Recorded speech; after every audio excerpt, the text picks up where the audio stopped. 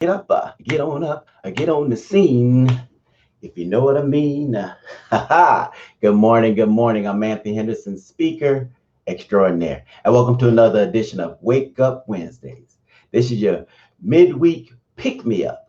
It is your boost of inspiration. It's your hump day holla. It's the place where you can get all the tools that you need in order to succeed. This morning, I felt like channeling my inner James Brown because today's title is Get Up and Walk. And when you think about the late James Brown and how, he didn't have it easy. He had a rough life. He wasn't born with a silver spoon in his mouth, but he didn't use it as an excuse. He got up and he walked. He got up and he performed. Did he fall down? Absolutely. Do I fall down sometimes? But of course, we're all going to fall down. But the word says that a just man falleth 7 times, but he rises up again. You got to rise up, get up, and walk. Now, this is just a sequel to last week's broadcast, Get Up and Walk, part one. And if you didn't see it, if you haven't heard it yet, it will behoove you to go back and listen to it. It's only 9 minutes long. It's going to bless you. I promise, or I give you your money back. Yes, get up and walk too. And to illustrate this teaching of get up and walk, I shared a story about a gentleman that was at this pool called Bethesda. And at this pool called Bethesda, okay, there was a great multitude of lame folk. They were stricken, they were blind, they had various infirmities, different diseases. It was a great multitude of people, which means there's a lot of them. A lot of people just chilling, sitting around this pool. But there was this one particular man that had been there for 38 years. And, the more and more I read this, and no, it doesn't say this, what I'm getting ready to share with you, but you can surmise or deductive reasoning that it's a possibility that he had been there his entire life.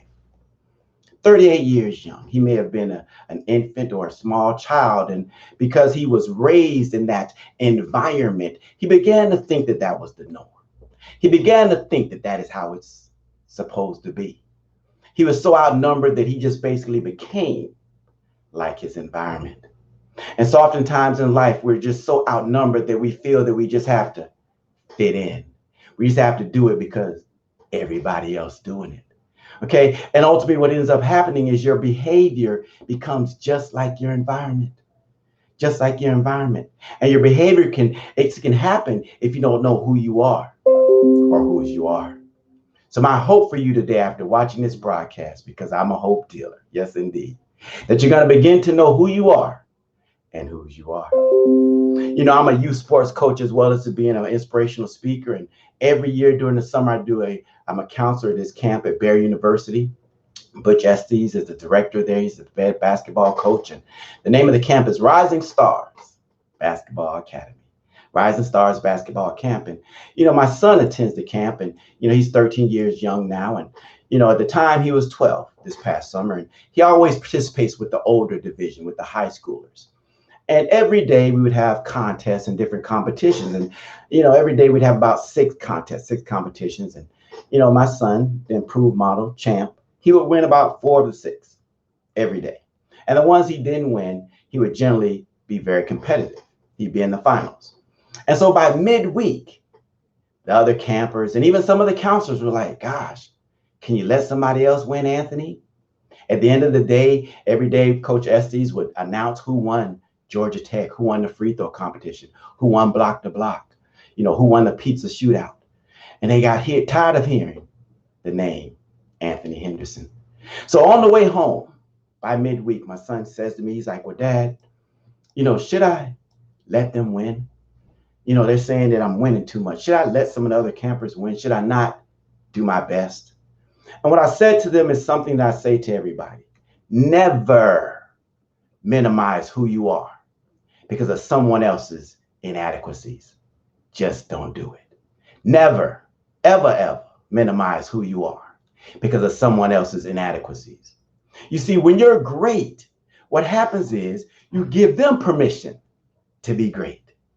You give them permission. You give them the okay. It's cool now because they see other people doing it. You don't help anybody when you being average, when you're being mediocre, when you're being ordinary. You don't help anybody. You actually hurt them and you're hindering your greatness. You're not walking in your fullness. You're not walking in your purpose. So never minimize who you are. Oftentimes you just become like your environment. If you hang out with the wolves, you're going to begin to howl. Oh! But if you hang out with eagles, you're going to start to fly. Who you with?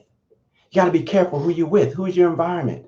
I was up in Griffin, Georgia this past weekend, and one of the things my dad, he says to me, he says, you can be dumb all by yourself.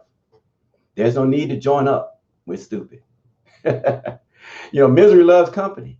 You can do bad by yourself. All right. So if you fellowship with people, if you commune with individuals, make sure someone of like minds. Okay. Make sure someone is going to make you better. Okay. Because you're only going to become like your environment. Back in 1954, there was this gentleman by the name of Roger Bannister. And, Roger, he was a lad that, ran track. It was Sir Roger Bannister, as a matter of fact. And this was back in 1954. And so at the time, it was thought inhumanly possible for someone to run a mile in less than 4 minutes. Individuals didn't think it was possible. Physiologists, it's like the human body just can't do it, until Sir Roger Bannister did it in 1954. And that same year when he did it, 24 other runners ran a mile in less than 4 minutes because they saw that it was possible. As a matter of fact, in one track meet, 3 runners did it in the same track meet because they saw that it was possible. So guys, never minimize who you are, okay, because of somebody else's inadequacies. Be you and be the best you that you can be, okay, because ultimately you become like your environment. If you hang out with 5 broke people, guess what? You're going to be number 6. You're going to be number 6. Okay. So be careful who you fellowship with, who you surround yourself with, who you with. Many of you watching me right now and you're saying to yourself, well, Anthony, I've been praying to God and asking him for different things. And well, a plane can't land unless the coast is clear. The coast is clear. So you gotta, some of your blessings, they're stuck in the air because of your environment. Sometimes you got to let people go. Sometimes this is somebody that you thought was going to be your ride or die. Sometimes people in our lives for seasons, and their season is over. Bye-bye. All right. So the next point in today's episode is Get Up and Walk is we oftentimes go to the wrong place for help. Who is your go-to and what is your go-to? Where do you go to in your time of need? Some of you go to Google, YouTube, how to do this, how to fix that, your friends and your family. Now, nothing wrong with any of those resources because they're all viable, good, important resources, but they should not be your go-to. It shouldn't be your go-to. When you think about the man at the pool of Bethesda, he was trying to go to that pool of water, that standing water, and nothing happened. But when he went to that living water, and that living water spoke to him, and he said, get up and walk, he was made whole. He was healed because he went to the living water. Some of you watching me right now, you're tired of people being so wishy-washy with you. They're a particular way this day and then tomorrow they're different. But I know someone that's the same today, yesterday, and forever. You might be watching me right now and you're saying to yourself, gosh, this person said they'd be for me. They said they never leave me. They'd be there for me in my time of need. And then when you needed them the most, they were ghosts. Well, I know someone that will never leave you nor forsake you. You might be a person that you're saying to yourself, you're watching me and you're like, well, I'm into plants and trees and things of that sort. And if that's the case, he's the lily in the valley. He's the rose of Sharon. You might be watching me right now and you're saying to yourself, I like to build things. I'm into construction. I like to lay firm foundations. Well, if that's the case, he's the chief cornerstone. You might be watching me right now and you like animals. You're into nature. And again, that's a beautiful thing. And if that's the case, guess what? He's the Lion of Judah. He's the Lamb of God. And he's living. He's alive. He's not dead. And so are you. You're living. You're not dead. So you got to get up and walk. Get up and walk. You're not dead, which means you're not done. Get up and walk. You might be watching me and you're saying to yourself, well, Anthony, I'm just afraid.